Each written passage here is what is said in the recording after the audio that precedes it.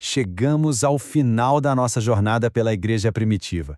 Depois de tanto aprendizado, fica a pergunta que realmente importa. Bem-vindos ao encerramento da série A Igreja Primitiva. Hoje vamos responder o que precisamos recuperar daquela igreja para os dias de hoje. O que, daquela igreja do primeiro século, é essencial para a nossa fé, para a nossa prática hoje em dia. É disso que a gente vai falar, olhando para a aplicação direta, bíblica, para as nossas vidas. Então vamos lá.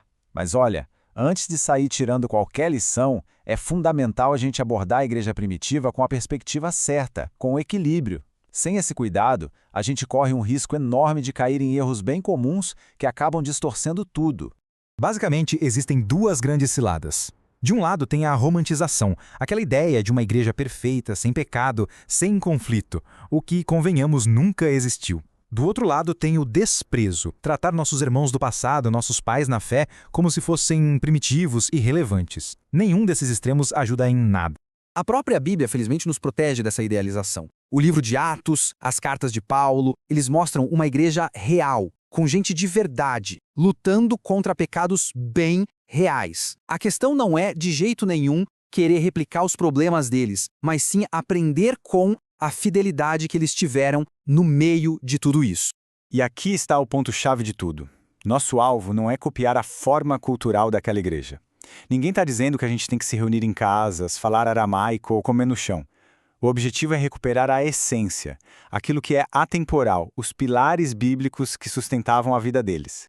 E é isso que nos leva para o que realmente importa. Vamos ver agora quais são esses elementos fundamentais que continuam sendo essenciais para a saúde da igreja em qualquer época, em qualquer lugar.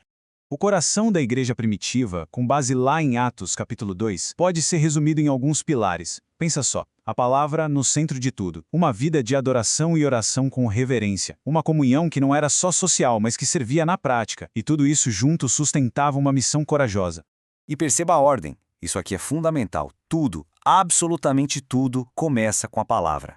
A igreja não se firmava em carisma ou em estratégias humanas, mas no ensino fiel das Escrituras.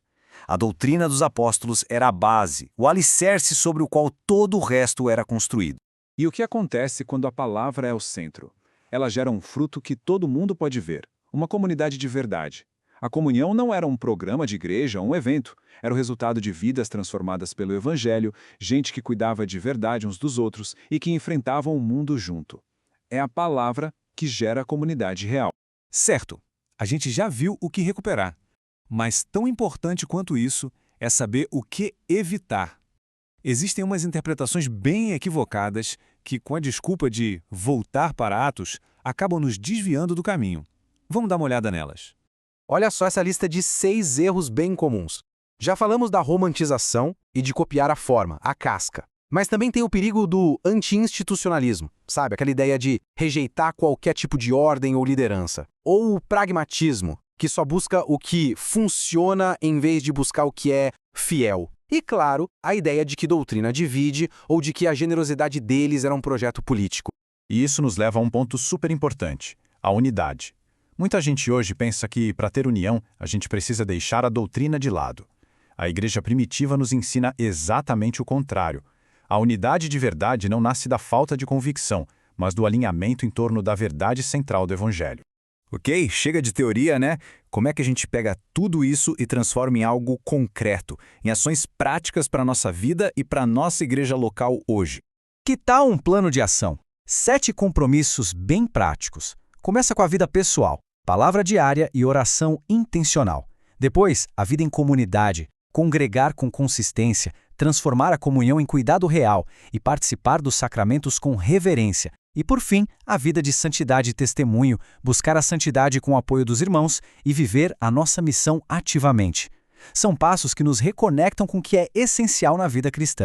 No fim das contas, essa frase aqui amarra tudo perfeitamente. A jornada que fizemos nesta série não é sobre nostalgia, não é uma tentativa de recriar o passado, é sobre redescobrir e reaplicar os princípios fundamentais, eternos, que Cristo estabeleceu para a sua igreja. Que ao olharmos para o passado, sejamos inspirados para o presente. E que Deus nos dê graça para sermos uma igreja simples no que é secundário, mas muito firmes naquilo que é essencial. Só lhe dê glória.